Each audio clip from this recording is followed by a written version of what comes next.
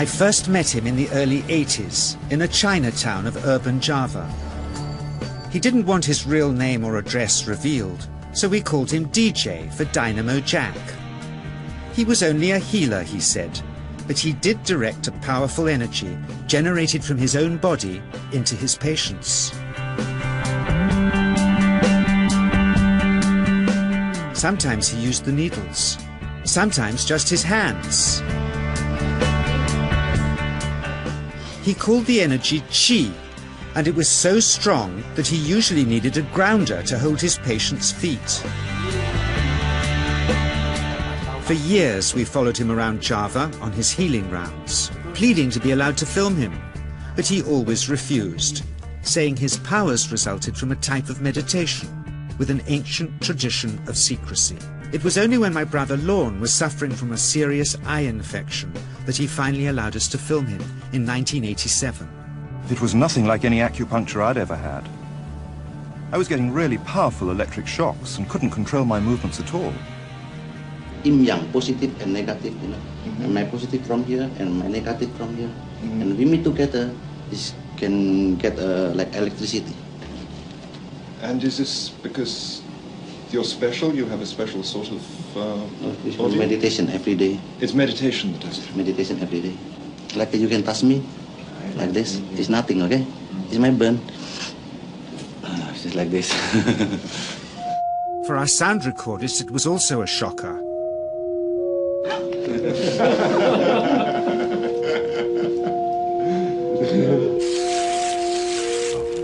He then took our newspaper outside and showed us how Qi can also be used to set things on fire.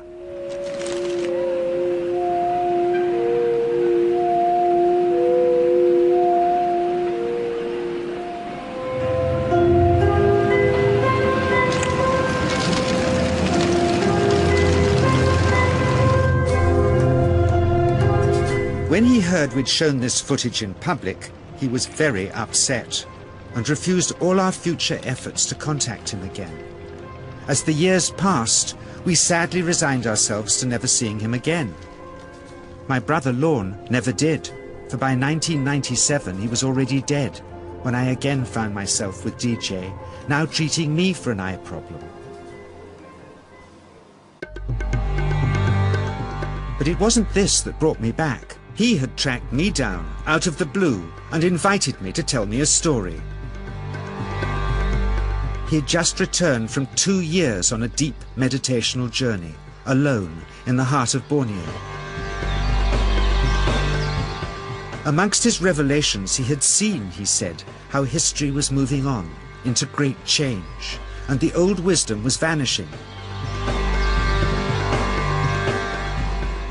So he'd called me back to film just enough of him to remind us that we all have undreamed of powers sleeping within us, and that there's nothing special about him except for his training in waking them.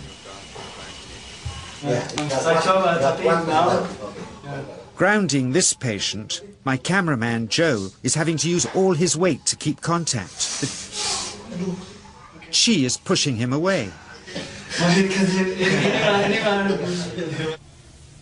He seems able to control the amplitude of this Qi, like a dimmer switch, and it causes uncontrollable responses in the patients and their grounders. I can barely keep my hand on you. It wants to fly off. The electricity is so strong. This mother unwittingly grounds her child. He won't sit still, so she's asked to hold him and grin and bear it. Sometimes signs of this passing energy can be seen in the transmitter too. This Qi stuff is only the surface, he says, of the real adventure beneath, in the meditational technique.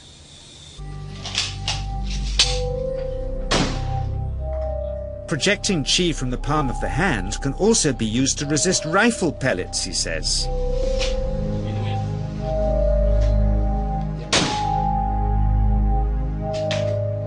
First, you learn to distinguish between yin and yang Qi in your body.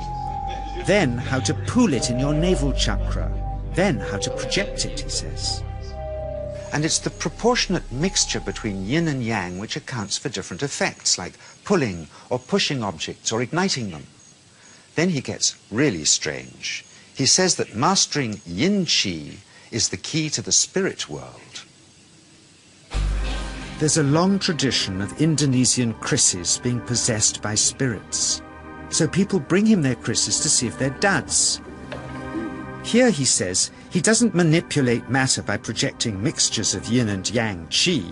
He merely creates a field of yin energy in which, he says, if there's a spirit, it can manifest itself.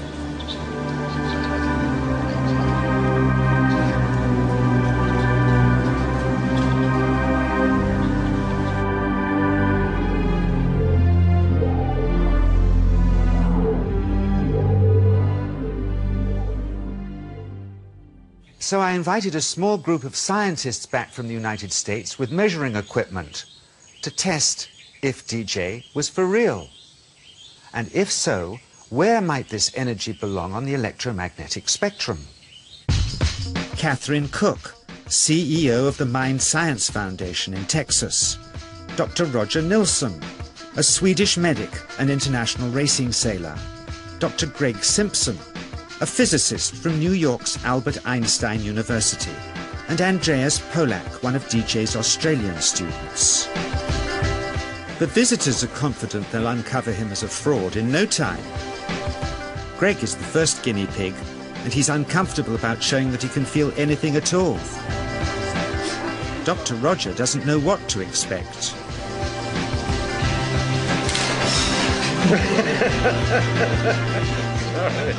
Out comes the metal detector, like the things they use in airports, to see if he has any concealed metal in his body.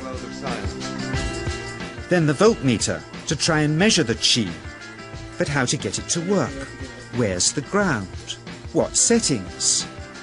DJ suggests that as his negative is his perineum, and his positive is his navel chakra, perhaps that's where the electrode should be attached. He doesn't stand on his dignity. He's eager to help, but still no readings. They're getting shocks off his arm, and now they're on the right settings, but the needle still isn't moving. DJ says it isn't electricity, it's qi. It's 1, 2, up, I feel it in my whole body. I feel it at 3, 0.3, I feel it in my legs. Shit, But suspecting there's some tricky setup on his premises they can't find, they insist we all go to a randomly chosen hotel room several miles away to see if he can light a light bulb with his fingers. It doesn't ground on the wall. So Greg holds and grounds one wire, while DJ pumps qi through the other. The bulbs are LEDs, light-emitting diodes, which ignite in different colors according to the intensity of current. Yes. On, off, on. Brilliant. Oh, you're blinking. Things were going well. DJ was enjoying it too, until he invited us all out to lunch at his local, where he tried to push a chopstick through the table. He couldn't get it through the formica surface, so he came up through an inch of wood from underneath.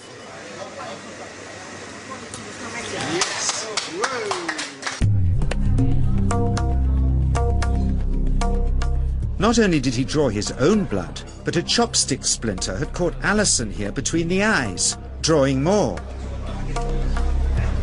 The incident was laughed off apologetically, but next morning he was a different man, drawn and upset. He said he'd been visited all night by his long-dead master, raging that he'd broken the strict taboos of his sect, never to show off in public and never to cause harm or draw blood. He felt deeply chastised. All further testing and filming must end.